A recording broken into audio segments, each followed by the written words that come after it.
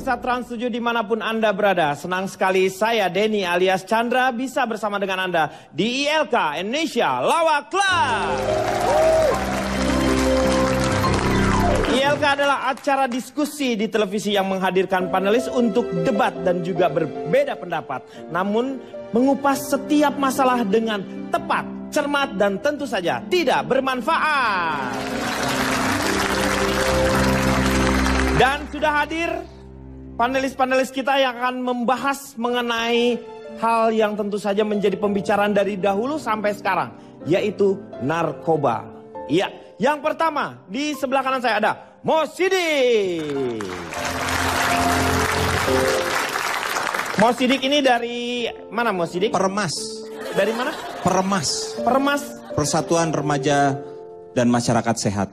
Oh, Permas ya. Oke, apa aja yang diremas oleh Anda? Semua ini dari kepala sampai kaki, makanya bengkak. Iya, makanya hancur ya. Di sebelahnya ada Jarwo Kuat. Anda mewakili siapa Pak Jarwo? Saya dari Granat Pak. Oh dari Granat. Granat. Oh Granat. Gerakan orang tua anti makan telat. Jadi nggak boleh telat kalau makan? Nggak boleh telat makan. Karena bisa berakibat badan bisa menjadi kurus dan tidak sehat. Iya. Di tengah saya ada Jeremy Teti. Ya, selamat malam semuanya. Selamat malam. Ini dari mana Jeremy Teti? Ini mewakili apa? Saya mewakili Jeremy Teti, leader Teti Licious. Oh Teti Licious ini yaitu apa ini ya? Ya. Leaders Teti Licious ini. Ya itu artis-artis yang menggemari saya dan saya adalah tokohnya. Oh tokohnya. Tapi saya akan memberikan contoh yang baik, bukan yang tidak baik. Iya, oke. Sebelah kiri saya ada komentator. Iya, komentator. Ada perlu apa? Sudah siap Anda menjadi komentator masalah narkoba? Oh ya, saya kebetulan memang mantan bandar Pak. Dulu bandar. Saya bandar 10 tahun depan kantor polisi tapi nggak pernah ditangkap Pak. Loh kok Anda bisa sehebat itu? Bandar cabe Pak. Hah? Di belakangnya ada Marcella Lumowa. Selamat malam. Marcella Lumowa ini dari? Saya dari juru bibir, juru bicara ibu-ibu dan istri-istri. Oh, juru saya bibir. juga nggak mau sombong Kang Denny, saya juga merupakan artis film. Iya, betul. Ya, film terbaru saya bentar lagi akan keluar di bioskop, itu bergenre horor Kang Denny. Ya. Judulnya Hantu Bekasi Datang Bulan Kehabisan Pembalut. Terima kasih. Dan di depan saya, Anda pasti sudah mengenalnya. Ini dua-duanya susah membedakan. Ini ayam kalkun apa ayam beneran? Ya, yaitu Gogon. Mas, bukan. Gogon dengan Pak Maman ini berdua sekarang ini lagi dirinya menjadi bolot dan mali. Ini kagak denger gimana sih? Mas Gogon. Diperkenalkan. Iya. Perkenalkan. Iya. Mas Gogon ini dari Gogon ya di sini ya? Tes. Yes. Selamat malam. Malam Mas. Saya perkenalkan, saya Gugun dari anti narkoba. Anti narkoba. Anti narik kolornya babu-babu.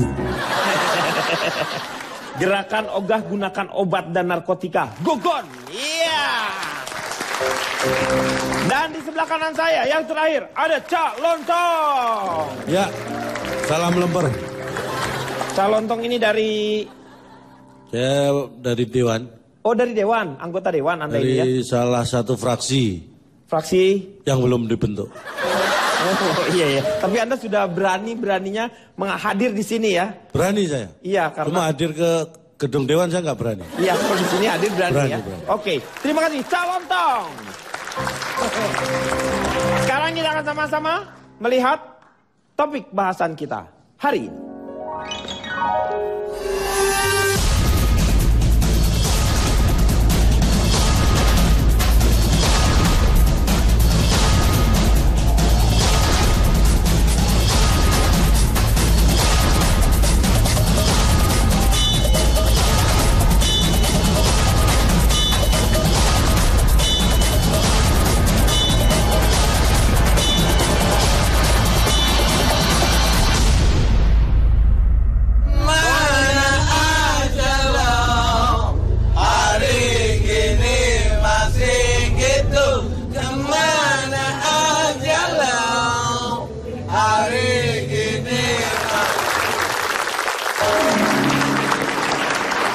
Fenomena narkoba di kalangan artis. Kita semuanya tentu saja prihatin. Dan apa yang terjadi pada Roger mungkin saja terjadi juga kepada Danuarta. Hal ini... Itu bapaknya. Dia juga, Pak. Iya, dua-duanya sama maksudnya ya. Ya, yang saya ingin tanyakan, kenapa sih begitu rentannya dekat sekali artis dengan narkoba sama Pak JK? Ya nggak tahu. Ya, misalnya... Emang saya ini orang tuanya si Roger apa? Oh bukan, artisnya aja, artisnya. Ya, artisnya. Ya. Ya. Oh, masalah artisnya. Iya, masalah artisnya. Ya, memang kalau masalah narkoba itu siapa aja bisa make, Pak. Iya. Nggak hanya artis. Iya. Nggak hanya pejabat, politisi, ataupun tukang becak, tukang supir baju juga bisa pakai narkoba. Betul. Nah, kebetulan artis itu kan public figure. Iya, jadi sorotan. Nggak jadi sorotan, siapa yang jadi sorotan, Pak? Siapa sih? Aduh, kenapa gua ngomong lagi ya? Udah silakan, Pak. Ya. Silakan, iya. Terus, kenapa itu karena artis itu disebut kehidupan yang glamor. Glamor. Selalu menggunakan kata pesta. Pesta narkoba. Pesta narkoba, iya. Pesta sabu. Iya, benar. Seharusnya lebih serius. Selamatan, sabu, syukuran narkoba. Oke, saya tanya sama Marcella. Marcella, gimana pendapatnya?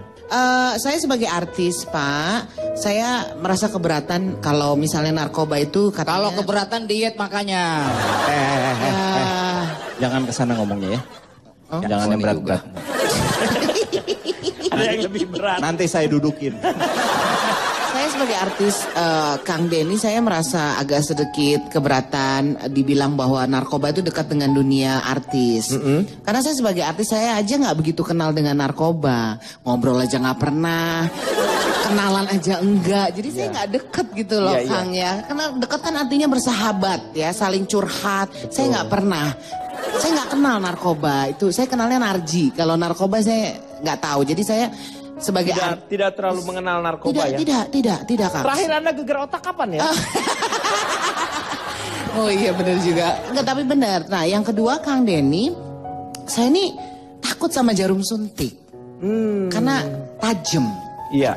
Dengan teman-teman artis saya, mereka jarang mengkonsumsi narkoba atau obat-obat terlarang. Berarti Contoh, pakai dong kalau jarang, Pak. Iya, kalau jarang itu berarti pakai karena kata jarang. Bukan, sorry, tidak pernah memakai. Nah, tidak pernah memakai obat-obat terlarang. Iya, benar. Dan kami lebih senang mengkonsumsi jamu. Kalau saya jamu sari rapet, saya senang tuh, ya kan? Iya. Saya tahu salah satu teman saya tuh Cak Lontong, dia jamu pasak bumi kalau nggak salah. Pasak bumi ya. Jamu Sebentar. Ya, Cak. Kenapa saya bawa-bawa Anda sih?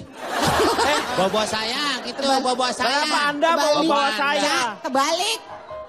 Enggak, saya kasih tahu nggak perlu pakai obat terlarang. Kita senangnya minum jamu gitu loh, Cak. Oh, terus tapi aku pakai apa? pasak bumi. Oh, itu yang biasanya saya minum itu. Iya. Pesan 5 lagi ya. Ya contohnya kayak gitu Kang Denny. Dan sebagai pekerja seni kan kalau kita pakai obat-obat terlarang kan efeknya tuh kadang kurang baik begitu ya. Apa karena efek-efeknya menimbulkan, jadi kita nggak bisa berkarya. Coba kalau bayangin Jeremy Teti ketika jadi news anchor dia pakai obat-obatan. Siapa yang nonton? Nggak pakai obat aja nggak ada yang nonton gitu.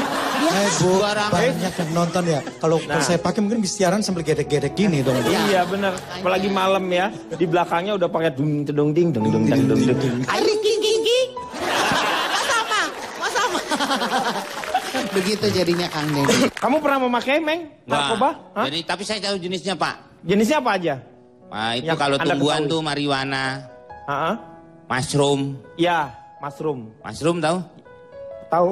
Yang warung sekarang udah maju tuh, Pak, dia orangnya. Itu namanya rum, kita manggilnya emas karena dia dari Jawa. Terus ada juga kecubung, Pak. Iya benar kecubung. Itu sama dengan mushroom, kalau udah nangis, kalau udah Iya. senang. Ada juga yang diem aja, Pak. Nah itu apa maboknya dia? Gak mabok, memang udah meninggal. Pemirsa, jangan kemana, kita akan kembali setelah yang satu ini.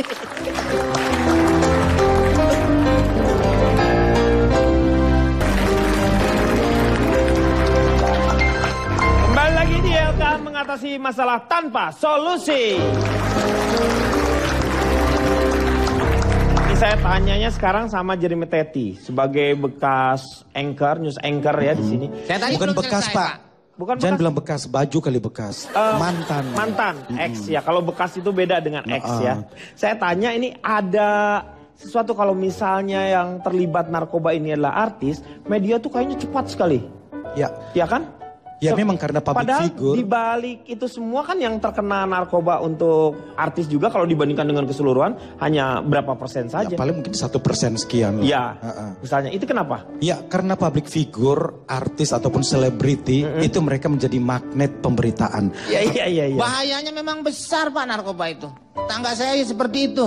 Apa yang di Pengguna sampai ibunya tuh tiap hari ke rumah sakit Pak. si anaknya udah parah banget emang Enggak, kenanya. memang ibunya kerja di rumah sakit, suster.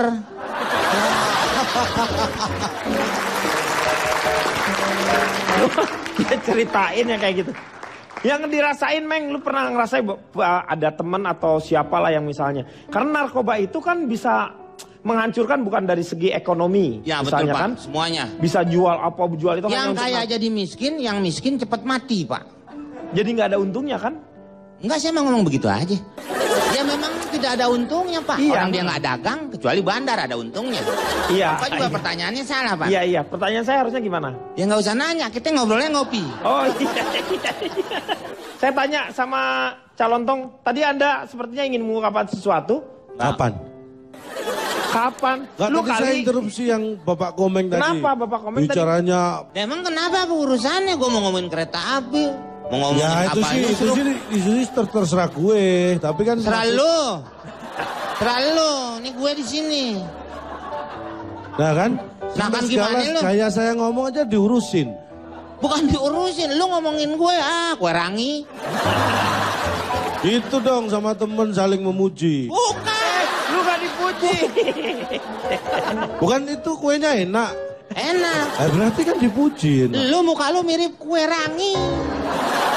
Gulanya. Sekarang kalau saya nggak keberatan, emang kenapa dia nggak kesel? Hah? Lu yang kesel. Karena gue katain lu kayak kue rangi. Lu kesel. Kan saya nggak keberatan. Iya. Terus kenapa saya kesel? Kan nggak keberatan. Kalau lu keberatan jangan main ayunan. Kesian yang lain nggak nanjak. Tuh kan larinya kemana-mana. Kita Lu. fokus. Pulang nih Pak. Nggak, maksud saya gini. Narkoba ini jangan dianggap masalah sepele loh. Iya. Betul. Kenapa? Dia bukan orang sini lu omongin. Karena lu aja ngaco. Apa? Tadi sepele dia kan orang Brazil Pak. Apa tadi? Jadi kejahatan narkoba itu termasuk kejahatan besar. Iya. Termasuk korupsi juga.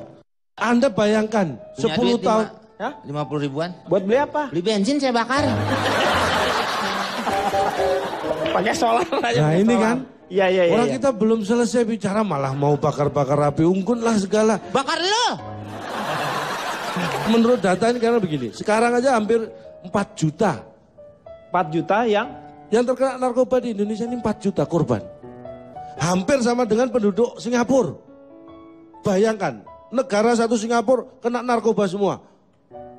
Iya. Bayangkan coba. Nggak usah lah. Kan itu negara Singapura, ngapain kita? Iya, Bukan saya. negara kita kan. Ngapain? Oh iya. Iya. Gak usah, jangan bayangkan. Iya. Ya, Iya, artinya apa? Ini bukan masalah yang kecil. Iya. Apalagi kalau sampai remaja-remaja kita seusia anak-anak kita itu harus kita protek. Makanya orang tua ini perannya luar biasa di sini. Dan bicara masalah narkoba, banyak hal yang harus kita bicarakan. Kita harus belajar juga dari Mas Gogon, Iya. dari Jarwo. Loh kenapa? Saya nggak pernah pakai narkoba loh. Belajar Anda jangan sembarangan Anda itu ya. Lo orang belajar kok nggak boleh Belajar tuh? maksudnya belajar. Belajar apaan? Ya belajar apa aja. Anda bisa ngajar nggak? Iya bisa sih. Ya iya bisa, nggak bisa ngajar nanti belajar. Tapi jangan dikaitkan dengan Mas Gogon atau saya dong. Sebentar. Ini satu ada yang sangkut gila apa pautnya semua dengan jadi- nama saya kan? Iya.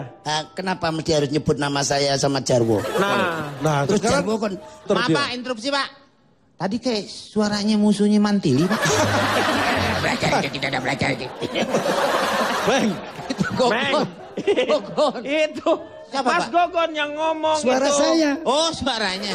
Iya. Maaf. Suara begini ini udah bebas narkoba berarti. Oh, kalau suaranya Iya. begitu. Menurut saya Justru, masih Pak. make itu sekarang. Enggak makin malas serak. Itu masih ada di bawah hidung. Kumis. Mas Gogon, Ya. apa bedanya? Waktu pakai sama sebelumnya?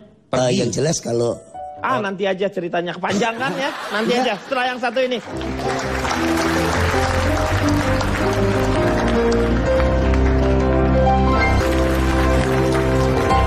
Kembali lagi di LK mengatasi masalah tanpa solusi. Sekarang saya mau tanya sama Mas Gogonnya nih ya. Cerita yang tadi nih. Ini kenapa pertama Mas Gogon kenal dengan narkoba? Jenisnya apa?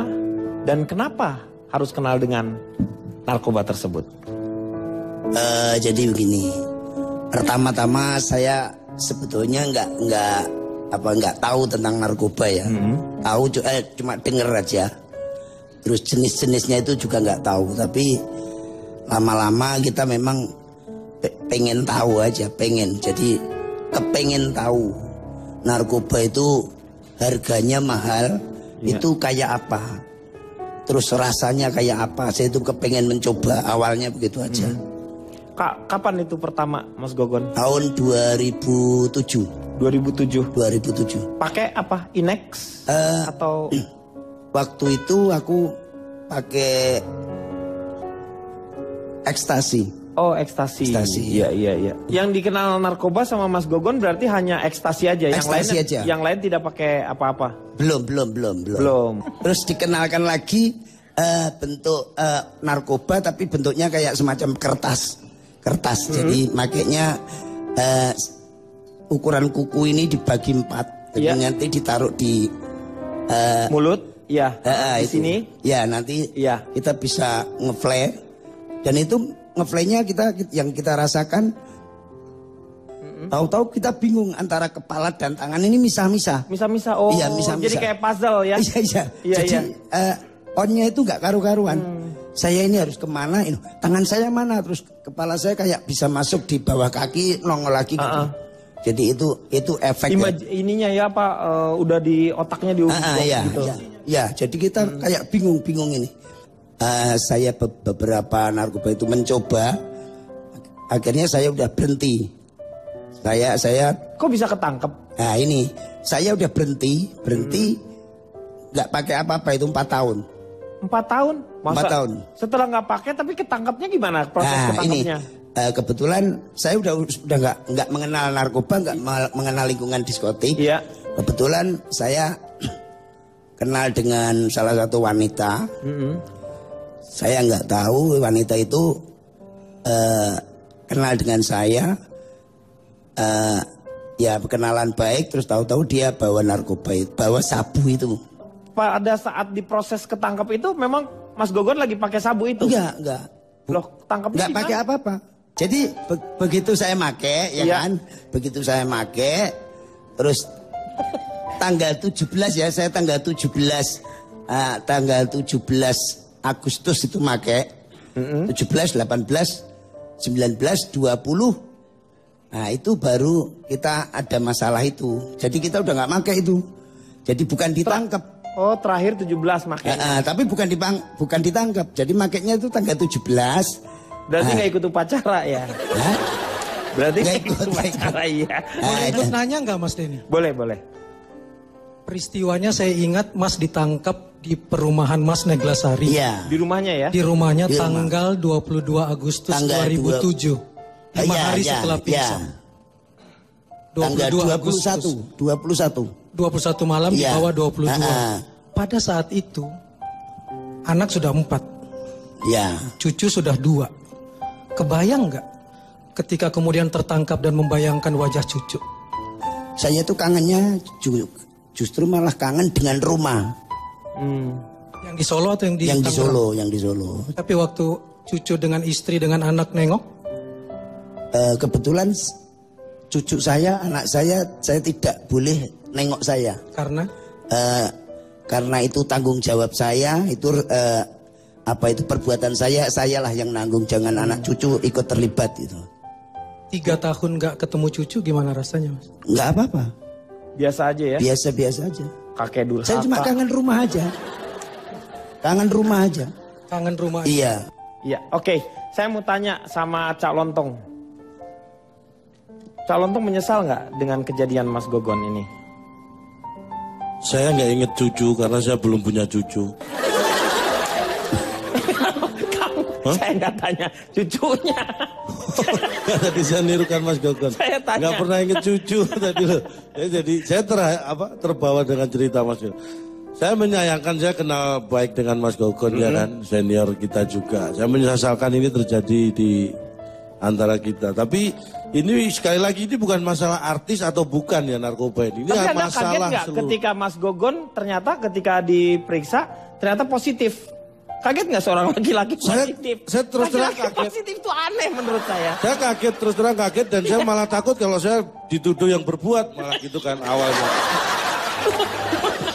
Oh bisa positif gitu. Iya, makanya. Nah makanya itu pelajaran buat kita semua karena di 10 tahun di Amerika Siapa?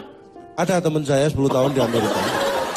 Ya saya tanya, kamu aja cerita tentang Anda aja. Anda Ini tidak ya, usah kalau kita- menceritakan teman Anda atau siapa. Sesuatu itu kalau baik jangan dilihat asalnya dari mana. Iya, iya, Kalau iya. memang kita bisa menyampaikan walaupun dari teman saya yang 10 tahun di Amerika nggak apa-apa saya sampaikan. Iya, iya, itu. Jangan tunggu saya ke Amerika dulu. Saya percaya kalau hikmah tuh selalu dari siapapun juga kita akan harus terima gitu. Jangan Ya kan? sok tahu juga gitulah. Iya, iya, iya. Silakan ceritakan. Jadi 10 tahun teman saya di Amerika itu dia akan studi di New York. Iya, di mana di New Yorknya? Nggak tahu, saya nggak tanya. Jadi korban di Amerika itu Anda tahu, dalam sehari, Iya. sekarang dalam sehari korban narkotika di Indonesia saja ada 50 orang meninggal per hari karena narkoba. Anda tahu itu. Jadi kalau setahun 15.000 dan dari 15.000 meninggal per tahun akibat narkoba ini tidak ada satupun yang hidup lagi. Ini harus kita waspadai. Iya, iya, iya. Mulai nih Pak. Apa sih, Ben? Lu nggak boleh emosi. Ini data Dia serius, Ben. lagi fakta, dia lagi mengungkapkan 50 data. 50 orang per hari meninggal akibat narkoba di Indonesia. Tuh Pak. Nih, Dalam tuh, setahun Iya. totalnya perkiraan sekitar 15.000 orang meninggal per tahun akibat narkoba. Narkoba. Dan dari semua yang meninggal itu tidak ada satupun catatan yang menyatakan mereka bisa hidup lagi. Tuh. Ini bahaya. Itu masalahnya. Orang udah meninggal hidup lagi. Firaun. Karena saya ini ragu-ragu mengungkapkan kebenaran itu karena gini loh. Kenapa? Bukan mengungkapkan kebenaran, lu ngomong salah. Orang udah meninggal masa hidup lagi. Ya kan saya bilang nggak ada yang hidup lagi. Yang salahnya di Ya mana? nggak usah diomongin. Udah meninggal kalau memang keluarganya didoain. Iya. Begitu jangan ngomongin. Mumi aja nih Pak nih udah Iya, mati. Iya. Walaupun dia dibalsem. Iya. Sempet waktu itu Mumi sampai dibalsem, sempet Kenapa? ada yang gerak-gerak Pak. Kenapa? Karena balsemnya yang warna merah yang agak panas. Kalau ini lebih, kamu lebih. Lebay. Tukang Lebay. ngawinin. Lebay. Lebih tukang ngawinin orang. Nggak Lebay, gitu. lebay. Masa Mumi dibasumi kepanasan nggak gitu juga, keles. Begini Pak Denny ya. Iya. Mungkin kita lebih fokus karena banyak kasus narkoba di Indonesia ini penyelundupan keluar pemakaian juga itu kasus. Tadi Mas Maman sempat menyebut Corby. Ini warga negara Australia yang dari 20 tahun. Iya, 20 tahun 20 tahun hukumannya dipotong 11 tahun Dipotong jadi 11 9 tahun total semua remisi. Ini sesuatu yang menurut saya perlu dipertanyakan ya. Bukan dari Saudi Pak. Siapa? Corby. Hah? Korma yang Itu dari korma, Saudi Pak. itu. Itu lain lagi Pak. Corby ini harus kita perhatikan ya. Ini kasus narkoba dia termasuk ratu. Ratu apa? Ratu lebah. Marijuana Pak. Marijuana. Ratu apa? Udah saya nggak usah dibantuin. Nggak bukan soal dibantu, gue juga baca koran. Emang lu koran buat bungkus martabak? Kenapa dengan Corby? Jadi gini, ketika kita sama-sama memerangi narkoba, tapi seorang ratu marijuana yang dihukum sekian 20 tahun bisa baru 4 tahun ya, 5 tahun bisa bebas. Ini kan sesuatu yang berlawanan. Anda tahu nggak undang-undang tentang narkoba di Australia Iya. dibandingkan dengan Indonesia? Iya. Apa? Iya Nah, perbedaannya. saya belum baca, belum tahu ini. Ya saya juga nggak tahu. Kirain Anda mau ngasih tahu. Enggak, saya makanya tanya, Anda tahu enggak? Nggak tahu saya. Jawab aja enggak. Mulai Udah, gitu. lagi nih Pak nih. Saya tanya sama Mas Sidik. Corby itu bebasnya bersyarat. Nah, syaratnya apa? Ya harus punya kartu keluarga, KTP, foto. Ini mulai Lu nggak syarat-syarat. ngaco nih, mulai ngaco nih. Lo yang ngajak. Oh. Oke, Mas Sidik. Ya. Kira-kira menurut Mas Sidik, Sebenarnya gimana kalau kita sekarang break dulu ya? Iya. Ya, oke. Ya kita akan lanjutkan nanti setelah yang mono. Ya setelah yang satu ini.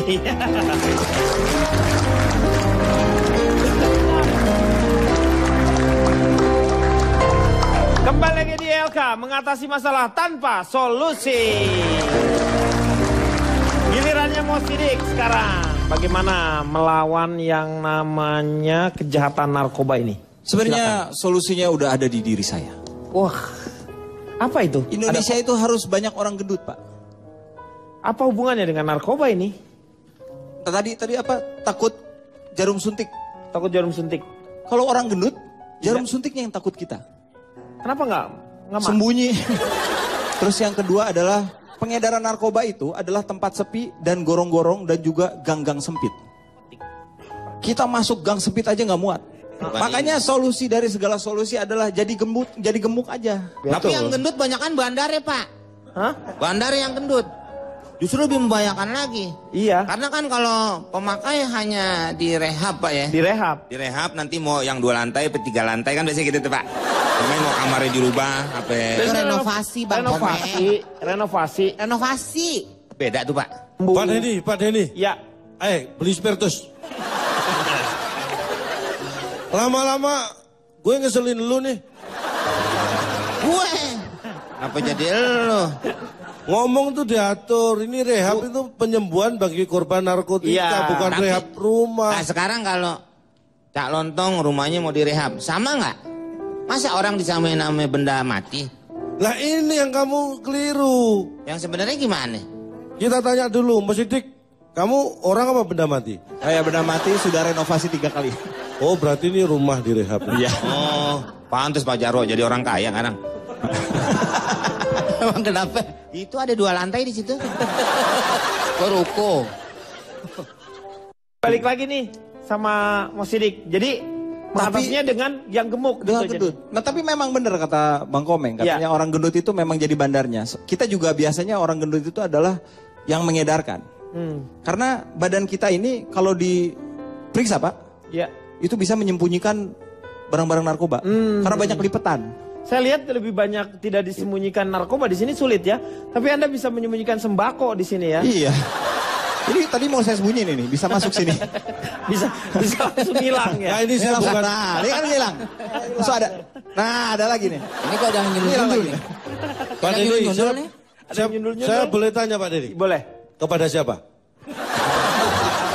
Kan Pak? Meng, Bukan saya kan Pak, emang dia yang mau mulain kan? saya ya patungan yang beli bensin ya. Makanya Gue juga patungan deh. mau nanya sama siapa? Lu mau nanyanya ke siapa? Ke Mas Sidik boleh kan? Ya boleh. Kalau nanya yang bener sama siapa? Plastik sabu. Plastik sabu. Saya tanya, berat badan Anda berapa? Dia nggak mau ngukur. 130. 130? Ya. Kenapa? Saya cuma pengen tahu beratnya aja. Oh, kirain saya kamu akan ada pertanyaan lain. Tidak ada motivasi. Nah mulai itu Pak. Iya. Gak ada hubungannya. Emang lo kepala posyandu nanya berat badan orang? Meng, ini tadi kan bilang orang gendut katanya bisa mencegah narkoba segala macam. Makanya saya tanya ukuran berat badan dia berapa. Ya nggak ada hubungannya. Belum tentu ada loh Ya hubungannya. makanya jangan Iya, lo tanyain. Makanya jangan ditanyain udah. Jangan namanya belum tentu kan siapa tahu ada juga. Walaupun belum tentu. Iya. Siapa itu? Mas Sidik beli bensin. Kayaknya lebih cepat kalau dia beli bensin. Saya pun tanya lagi sama Mas Gogon, Mas Gon. Kalau mau tampil di atas, apakah kita kalau misalnya mungkin karena tidak ada rasa percaya diri, apa memang butuh doping tuh? Dopingnya kalau misalnya biasanya kan minuman keras atau apalah jenis-jenis lain. awal mula saya punya pikiran begitu. Tapi setelah saya mencoba tadi, Iya. jadi tidak ada efeknya. Jadi orang mau naik panggung supaya tambah pede, supaya tambah berani itu ternyata pakai kayak semacam narkoba itu nggak ada pengaruhnya. Nggak ada pengaruhnya. Nggak Jadi ada pengaruhnya. sia-sia ya. Justru malah menurut saya lebih minder. Saya tanya sekarang sama Anda ya, Cak. Kira-kira kebijakan pemerintah seperti apa yang harusnya dilakukan supaya peredaran narkoba itu bisa, terutama dari nampaknya ada satu hal yang yang agak sulit ya, seperti kasusnya Corby yang seperti itu kan. Seharusnya di sisi lain ini kan extraordinary gitu misalnya, seharusnya mendapatkan satu hukuman yang pantas lah. Tetapi ini justru kebanyakan keringanan-keringanan. Sebentar, Anda ini mau ceramah apa mau tanya sih? Saya sekalian mau tanya, tetapi dalam ceramah saya ada pertanyaan untuk Anda gitu. Oh iya. Ya. Silakan. Udah, barusan. Oh, tadi selesai? Udah. Kita harus tahu bahwa dari sekitar 1725 ya, remisi yang diajukan itu ada sekitar 1291 lah yang dikabulkan. Itu salah satunya Corby ini. Iya. Tapi kalau kita melihat angka potongannya ini yang kita kaget ya kan. Diskon aja lebaran paling 20-25% Iya, kan. Ini saya dulu pernah di sekolah saya kerja jadi guru ini konseling. BP kalau zaman dulu. BP, iya. Karena perilaku anak itu dari kecil sekolah itu bisa kita awasi. Jadi peran guru ini sangat besar untuk melihat perubahan-perubahan yang terjadi pada anak. Pada diri anak ya. Apalagi saya dulu guru BP itu saya pernah pengalaman nih. Waktu saya awal jadi guru BP. Ada satu anak yang ini aneh menurut saya perilakunya. Setiap istirahat nggak pernah keluar kelas. Loh. Hampir seminggu saya ikutin. Jadi saya lihat dari luar gitu ya. Temannya pada keluar, ini anak satu nggak pernah keluar kelas. Saya pikir hari itu aja. Besoknya sampai seminggu saya amati, tetap dia nggak pernah keluar dari kelas. Loh. Saya penasaran, akhirnya saya ajak guru yang lain, saya tunjukkan ini ada anak yang aneh. Setelah ditunjukkan ternyata saya yang salah, itu ternyata alat peraga anatomi tubuh. Lo peragaan anak Ya saya kira murid. Kenapa dikasih seragam? Pantesan lo nggak keluar-keluar. Beli. Enggak, saya mau pamitnya udah nggak kuat Pak. Apa sih Meng? Ini cerita pengalaman. Dia cerita pengalaman. Lu ngomong nggak bener. Itu kan boneka yang ada di kelas. Iya. Pak. Dikata anak sekolahan. Kunciran orang botak. Orang botak ada kuncirannya gimana? Kunciran orang botak. Ini yang di depan kuncirannya ada. Kalau kan bisa dikunci ya, Pak Bokan ya. Oh, masih bisa. Lo kunciran orang botak gimana sih? Jadi coba aja. Masih bisa Pak ya. Susah banget. Jadi peran orang tua, peran guru, peran semua ini masyarakatnya harus berperan. Bukan hanya pemerintah. Pemerintah kalau masalah hukum itu masalah pemerintah lah. Tapi jadi harus ada peran serta dari orang tua. Orang tua. Penting sekali. Contohnya saya melatih disiplin pada anak. Anak saya itu saya latih disiplin karena kalau orang disiplin dia akan insya Allah akan susah untuk dimasuki hal demikian. Anak saya itu sekolah jam 7 saya suruh paling telat jam 5 pagi dia sudah harus bangun. Bangun, iya. Itu disiplin. Disiplin. Kalau udah bangun ngapain Pak? Bangunin Papa. Saya selalu bilang gitu ke anak. Kenapa? Lu bangun lu siang orang tua. Loh, masa duluan anak? Loh, biar anak disiplin. Kita juga ngirit kan, nggak perlu beli jam waker. Iya. Kalau kita bangunnya telat tinggal marahin anak, berarti tidak melaksanakan tugas dengan baik. Iya, benar. Standar evaluasinya jelas. Bukan begitu, justru orang tua yang tidak ada perhatian dengan anak. Bapak kalau mau bangun pagi, jangan nyuruh ke anak. Iya. Tidur aja depan toko besi, pasti lu bangun pagi. Dan ujung-ujungnya apa? Ketika kita disiplin, kita punya kepercayaan diri yang bagus, prestasi. Anak kita pacu supaya berprestasi. Iya. Ini mencegah dari hal-hal seperti itu. Iya kan? Iya. Kayak contohnya anak saya. Anak kecil jangan dididik. Saya punya anak kecil. Nggak pernah saya namanya belikan handphone karena dia masih SD. Iya. Saya nggak pernah. Itu karena itu pengaruh teknologi, hati-hati juga. Iya. Tapi kemarin saya lihat dia pulang bawa handphone. Saya amati anak saya itu di sekolah. Duduknya sama siapa, duduk bangku depan siapa, saya amati. Iya. Depannya kan sebelahnya si Rina, depan Benny. Dia pulang-pulang tahu-tahu bawa handphone, saya tanya, saya nggak pernah membelikan, saya tanya, ini handphone punya siapa? Ternyata dia ambil punya si Benny. Saya marahin, kenapa kamu ambil handphonenya si Benny? Karena punya sirina jelek katanya. Ini emang gak narkoba tapi anaknya jadi copet. Ini yang bikin saya akhirnya marah. Hei keluarga maling, jangan kau ceritakan di sini. Artinya apa? Orang tua yang perhatian saya tahu persis, makanya saya marahin. Gak boleh kamu ambil HP Benny. Kalau bisa dua-duanya kenapa milih HP Benny aja kan gitu.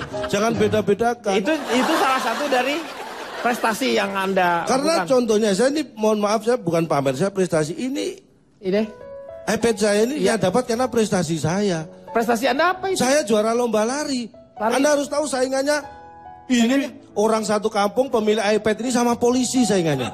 Jadi lu nyolong itu. Loh, untung saya menang. Kalau coba enggak saya udah dibakar masa. Oh kan Pak, saya aja kan, masa aja mau bakar. Ini Pak Denny, sekarang saya mau tanya Pak Denny. Iya. Gue pusing nih. Artinya yang saya jelaskan tadi step-step yang bagus untuk mencegah narkoba supaya tidak mempengaruhi anak kita. Iya. Kalau menurut, ini saya ingin bertanya pada Anda nih, sebagai orang tua juga, Anda pasti punya anak. Anda mengikuti perjalanan karir atau perjalanan perkembangan anak Anda atau enggak? Iya. Sebentar. Jangan dijawab dulu, kita kembali setelah yang satu ini. Tetap di ILK.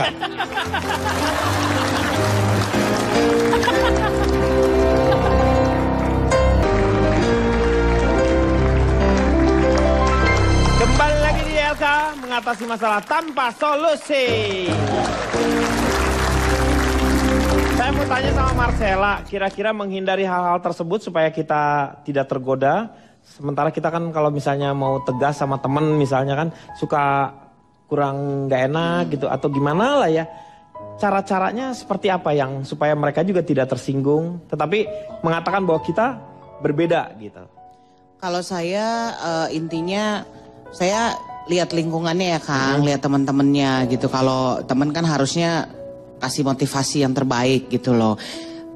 Dan saya tuh coba untuk mengingatkan diri saya sendiri gitu. Saya takut sama narkoba. Saya minum kunyit asam aja mabok, narkoba lagi. Dari tadi tuh saya tanya ya sama Komeng itu satu ya. Komeng dengan apa narkoba yang ini? Semua yang dia sebut itu sebenarnya narkoba kampung itu. Yang iyalah. itu Pak. Ya iya lo kecubung. Coba, kecubung. Maboknya tuh enggak mabok pusing gitu, pusing yang aduh. Justru daripada yang mahal-mahal kan maboknya sama Pak. Sekarang Bapak daripada buang-buang uang mendingan cari yang seperti itu. Ya, apalagi kayak kemarin tuh Pak yang kata di puncak rame. Ya. Katinon.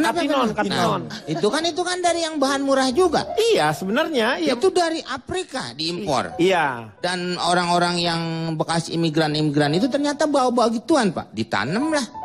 Sampai yang tadi supir angkot dia nggak mau lagi dijual gituan.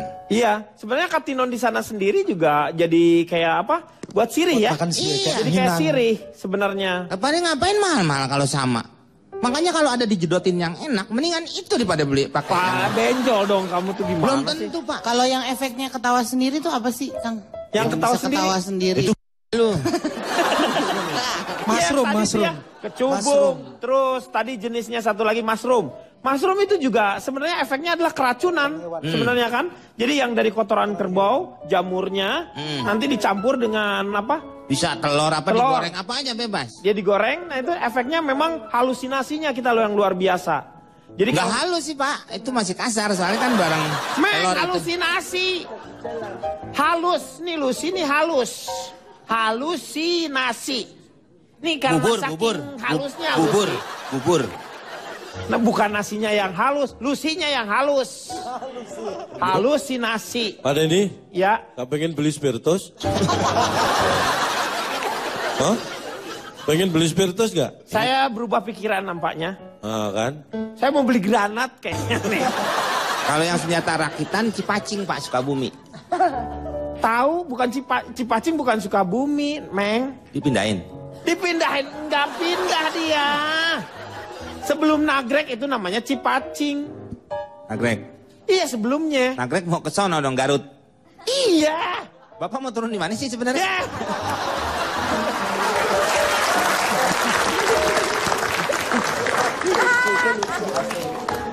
Ini kok jadi kayak acara di terminal ini. Mas Gogon gimana caranya? Supaya Mas Gogon... Tuh Bapak bilang nggak mau ngobrol di terminal. Sekarang Bapak ngobrol sama caloknya. Mas Gogon gimana caranya? Kasih tips dong untuk masyarakat atau artis-artis lah misalnya supaya bisa terhindar? Jadi kalau menurut cara saya ya, Iya. pertama-tama memang diawali dari diri kita sendiri, jaga-jaga diri, terus menjauh. Jadi Iya. ada segerombolan anak-anak muda ini Iya. biasanya pada minum-minum, kita jauh. Tapi yang penting kita bisa, yang penting kita menghindar, Iya. tidak mencoba gitu, tidak. Bapak kenapa? Kenapa? Marsudi, nih tawan diri nih, tawan diri. Marsudi. Meng, aku manggil siapa? Lu manggil siapa? Enggak, tadi yang disebut siapa tadi? Lu dipanggil sama Komeng, Marsudi katanya. Lu Sudi nggak dipanggil Mar? Yang enggak lah. Ya enggak dong. Itu sip, oke? Apanya oke? Ini harus saya luruskan ini. Apa lagi? Menurut Enggak. catatan, Lu ada yang bengkok emang? Marsudi itu tidak. Ini masalah apa sih? Oh tadi saya dipanggil Marsudi itu kenapa? Lu pakai ngelurusin Marsudi. Marsudi aja udah bengkok, udah. Nggak, setahu saya tadi kan karena Anda tertawa, Komeng ngiran tanya, Anda Iya. kenapa ketawa gitu kan? Iya. Notulen sekarang.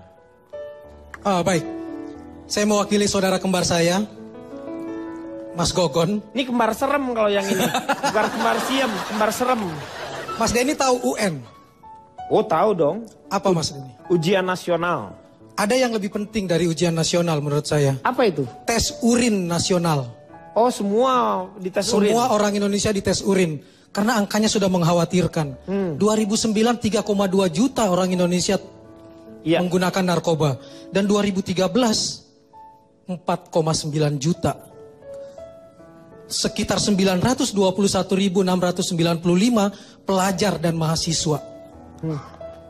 25%-nya pelajar dan mahasiswa dan terus naik. Dan kita harus tahu 8.000 pemakai alat suntik, 60% terjangkit HIV AIDS. Kesadaran untuk itu yang justru lebih kuat dilakukan di sekolah. Saya tadi berbicara dengan Mas Gogon, dipanggil oleh KPK, oleh BNN, itu anugerah. Daripada ketika overdosis dipanggil oleh Allah. Iya, langsung meninggal ya. Langsung meninggal. Beliau bisa sembuh ya Mas ya. Walaupun 2 tahun ternyata beliau menangis di penjara. Karena tidak ada satupun temannya yang datang. Tidak satupun temannya yang datang. Oh iya? Setiap lebaran dia menangis. Uang di saku cuma 1.500. Dan kehilangan mobil. Karena itu meskipun narkoba tidak punya kuping. Hanya ada satu kata buat kita. Say no to drugs. Salah. Ya. Seno itu tetangga saya, Mas. Seno ya. Yang bener ini, Mas. Oh, Seno. Say no to drugs. Say no to drugs. Oke. Dari apa yang sudah kita perbincangkan sebenarnya seperti yang kata Cak Lontong semua sebenarnya benar bahwa yang namanya peran serta dari keluarga itu adalah yang paling utama. Serta peran masyarakat juga sehingga paling tidak kita bisa meminimalisir yang namanya narkoba. Dan untuk Anda yang juga sekarang sedang memakai narkoba, sebenarnya untuk bangkit itu selalu jalannya itu adalah selalu ada. Dan saya yakin Anda masih bisa berkarya. Kita akan berjumpa lagi di LK yang akan datang.